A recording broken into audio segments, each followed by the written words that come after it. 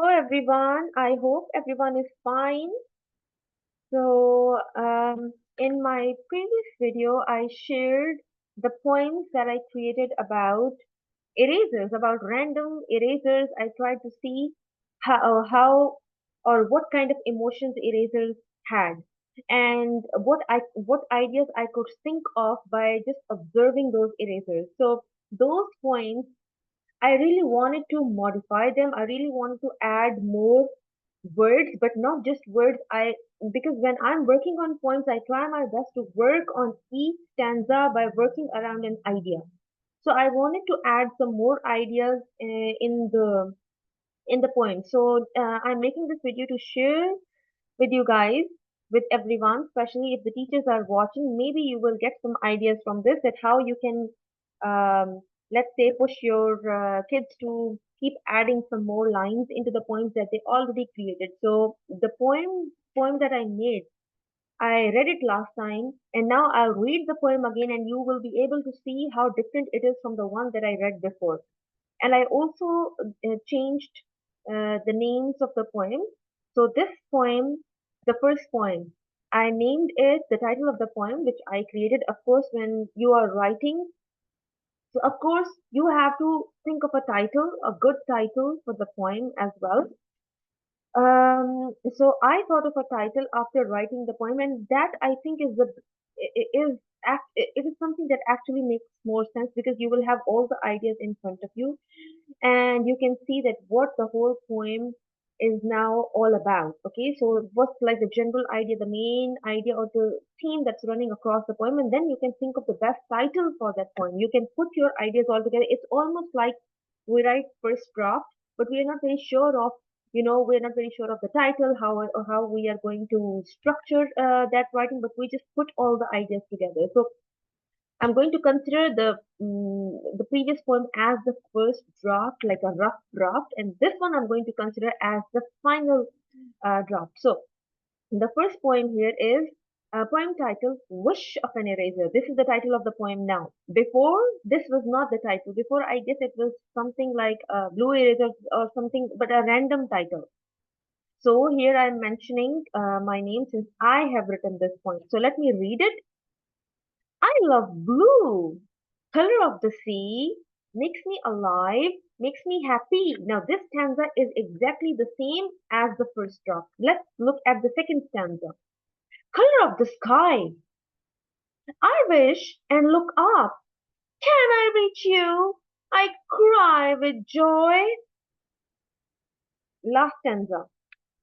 Being tossed high is how I fly.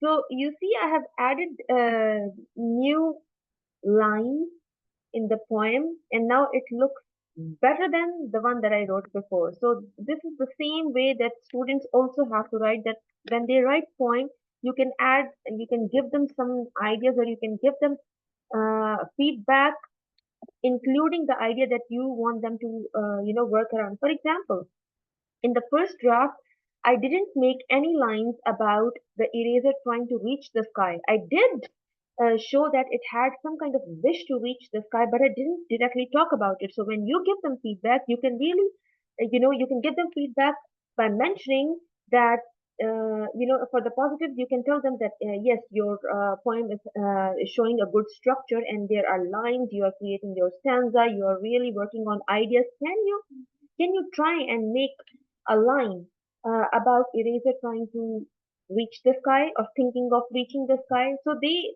can pick on that word because you are now using the word in your feedback, reaching the sky. So they will pick on those words and they will then create their lines revolving around that same idea and using those same words. So here two new lines are added to the poem. And now let's look at the second poem. The second poem, I didn't make much of modification in the second poem, but let me just read it out because in the previous video, I didn't share screen to show the poem. So let me read it while I'm sharing my screen to show you this poem. Poem title here, Dreamy Eraser. Yeah, this is something that I changed. I did, you know, try to bring some form of change and some form of perfection in the titles of each poem. So the title here is Dreamy Eraser. Poet again, me, the teacher. Oh wow! Is it real or is it fake? Dream is where I feel awake. One little nap shows me my fate. So look, this is how poems can be generated, poems can be created when there are ideas to work on. And sometimes when kids are new to creating, written outputs or written pieces, they're totally blank. They really don't know what ideas to work with, which means they cannot create their own ideas at that point. So there we can really give them ideas, dream, eraser, wish, thinking, wanting to do something, uh, uh, having a dream that's impossible. Like when they're at a point where they cannot generate their own ideas to work on and create poems or create any written pieces, you can give them such ideas to work with. But when because we know our learners very well, when we can really see that they are at an advanced level, we don't even have to give them ideas, and we just give them like the subject of the poem, or we can give them the criteria that it has to be, let's say, alliteration poem, it has to be rhyming poem or concrete poem, and then they can think of their own ideas, what they really want to talk about. Oh, let me talk about some kind of wish that eraser has, or let me talk about some kind of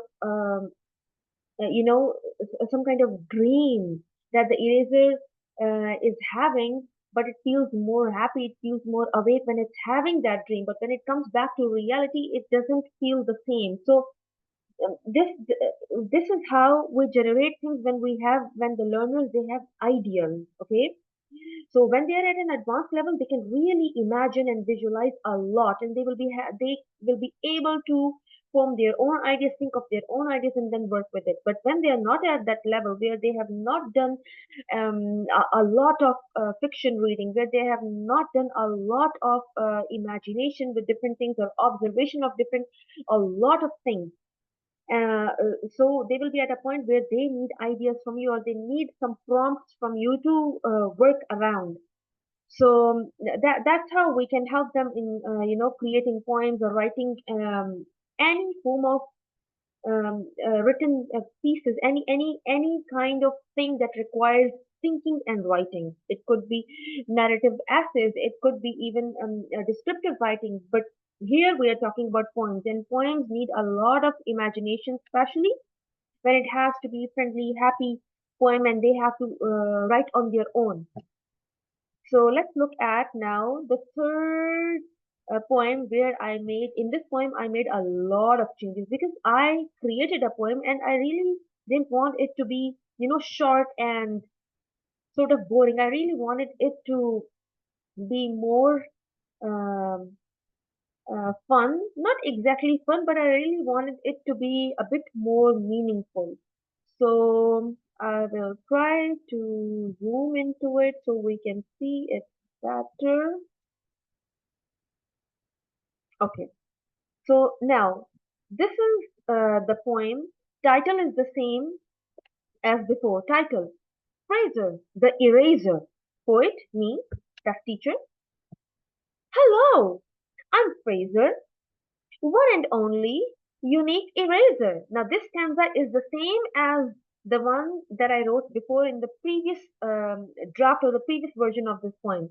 So now let's move on to the second stanza, and you will see how many new ideas, how many new words even I have added. And look, when you are writing, when you are engaged in a lot of writing, you will understand this better through your practice, that writing is all about ideas. If we are not critically thinking, if we are not visualizing, if we are not doing good imagination, we can't write. You will only understand this when you are yourself engaged in a lot of writing. You are creating a lot. So I would literally say this thing, that when you can have a lot of ideas, you can write a lot. So moving on to the second stanza, while I'm reading, I really want you to, guess the idea that I might have in my mind and I might be working around. Second stanza. Never saw my great creator, but one thing I can do for you as a favor. I think I should read it from the beginning, so I will not stop in the middle, so you can really feel, the thing that's happening through the poem. Hello, I'm Fraser, one and only unique eraser. I never saw my great creator, but one thing I can do for you as a favor. Write what you must. I'm a quick detector. Could be bigger or smaller of an error. Come on now, focus. Be a good writer. Don't be a blabber. Don't ask me, where did I get my blazer? I don't know. I feel so happy when I changed and I modified and I added new ideas into the poem. You see, every stanza here has an idea. So when you really have ideas that, now I want to, now I want the eraser to do this, now I want eraser to think about this, now I want eraser to act like this, or I want to talk about it, you can generate your whole stanza around that idea. And this is how writing actually works. Writing is all about ideas. It's all about ideas. Whatever you are creating, like any small chunk of writing that you are creating, needs to have a main idea, needs to have an idea. So if your writers are, if you're training your learners to generate ideas through all kinds of lessons that you are doing, not just the one lesson, not just the lesson of the poem, not just the lesson of writing, no. What I have noticed with my learners is that I need to keep on training them, keep on making them or putting them in the habit or in the practice of thinking of ideas, ideas, ideas, ideas. What can we do here? What can we do there? What do you think is happening here? So in every lesson, try to put them in the habit of thinking of ideas, because once their mind is sort of, I don't want to use the word program, but once they are in a habit of thinking of ideas, then they once they start writing, they will be using those ideas to start writing. It will actually push them to start writing when their mind is full of ideas. Okay, this is the first thing. This is the very first hindrance that writers face when we ask them. We can't actually call them writers, because if they are struggling to write, they are not writers. We can just call them learners. So if our learners are struggling to write, means their mind is blank. They have no ideas at all, which also means we didn't train them well to generate ideas, to think of ideas. We didn't train them well. Let's say while reading, we didn't talk about the thing or the paragraph that they were reading, what were the ideas in that paragraph. Or while reading any short text or long text or any kind of thing, even sentences, whatever we are reading with them in different lessons, we really have to discuss what ideas are in those texts. So when they are then put into the role or into the position of themselves becoming a writer and writing something, they will know that, oh, we practice ideas in the text. Okay, so now I'm going to write, I need to use ideas, I need to think of ideas. So that's the first thing that blocks our learners from writing anything, when they are blank on ideas. So I hope this poem will motivate the teachers who are watching this video, and you will be able to use this tip of training your kids in thinking of ideas or in discussing even ideas with your learners, and it will definitely help your learners and push them and also put them on the track to writing independently and writing on their own, even if they will be making spelling mistakes, even if they will be writing the words wrong, or maybe let's say in with wrong tenses, but they will still have ideas, and they will be putting those ideas on the paper. So what else do you think is better than that?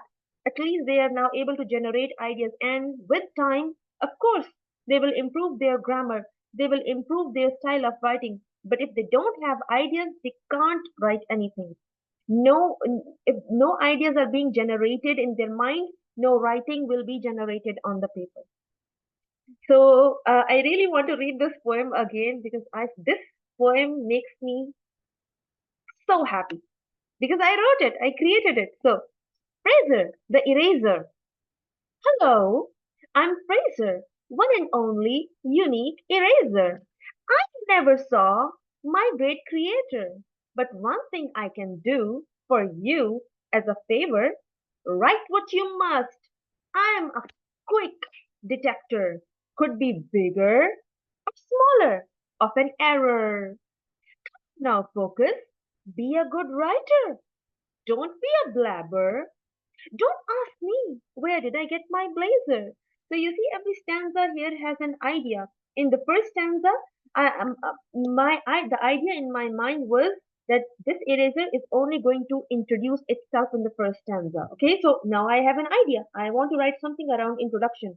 So I created the lines. The same way your learners have to write the same way. If they're not thinking well, you didn't train them, you didn't practice with them a lot of things, they won't be able to generate that idea and then work around that idea. Second stanza. In the second stanza, I really wanted to talk about, in my mind, I was running through, my mind was actually running through this thing of, this eraser might have been, created in some kind of factory. There must be some kind of brand. There must be somebody who created this kind of eraser. So let me talk about someone who created this eraser, and let me make this eraser talk about its own creator. So and also I was able to make the words rhyme: eraser, creator. So I never saw my great creator. So the lines are about eraser and that it never saw its creator. But one thing I can do for you as a favor. So here now it's talking to us, and this also we can create lines when we have ideas in our mind. Okay, I wanted to make two lines about eraser talking about its creator, but then I wanted to write something about that I am here, I can do something for you. So what can I write, or in what way can I write something where eraser wants to talk to people and tell them about its own efficiency, that I am here and I can do something for you. Next stanza, write what you must. I'm a quick detector. So from here, from the second, like the second stanza is a bit connected with third stanza, that it is saying that I can favor you. Okay, now we have to explain that favor or that thing or its efficiency that it's trying to talk about in the third stanza, what it can do for you or what it can do for us. Write what you must. Keep on writing whatever you can. I am a quick detector. Means I can pick your mistakes very quickly even before you spot them. I can detect your mistakes. It could be a bigger mistake. It could be a smaller mistake. And error. It could be bigger error. It could be smaller error. So, in a way, in the fluency, I would like to call it like the fluency of writing and fluency of, let's say, the ideas synchronizing with the writing. Many words actually came in that were rhyming naturally with the word eraser. Error, detector, bigger, smaller, and then I tried my best to put all these words together so they make a better sense. Next stanza. Come on now, focus. Now, here in this stanza, the idea in my mind was eraser is talking to a person, right? And what that person starts, because it's almost like a story that's going on in your head, and the same thing has to happen with your learners as well. They need to have some kind of imagination, they need to visualize inside of their mind some kind of story is happening. They need to imagine the eraser, they need to imagine someone with whom the eraser is talking. So in my mind, the eraser is talking, is addressing some person, and during their conversation the other person uh, you know is now casually talking about things that the eraser doesn't want him to talk about, but eraser wants him to focus. So that that person starts talking about, okay, where did you get this blue blazer from? Where did you buy it? And then the eraser is like, no, no, no, no, no, focus. You focus on your writing. Be a good writer now. Focus. Don't waste your time. Don't just blab. Don't just say unnecessary things. Focus on the work that you have at hand. So you need to be having ideas in your mind before actually trying to pen down those ideas.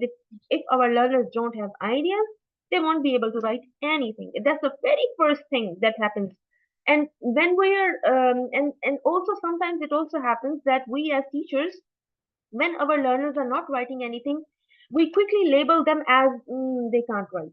No, it's not possible. It's not possible that any learner who is trained well, taught well, explained things very well, and and you show them, you model the best practices or the right strategies for them. It's not possible that they will not write. It's not possible. Even a little kid, if you really show them how to think, you really show them how to imagine, visualize different things, how to practice thinking of ideas, even a little kid will write sentences. So it's not possible that any learner who is spending time with us won't, by the end of the learning session, or by the end of, let's say, the whole term or academic year, it's not possible that they will not write. Every learner who goes through good practice will always produce something.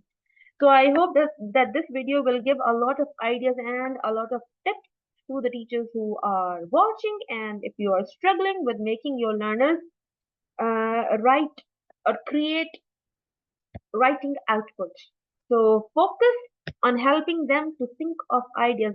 Put them in the practice, like practice with them thinking of ideas, practice with them reading text, and then discussing with them what ideas were in the text. So I hope it would be helpful. Thank you so much.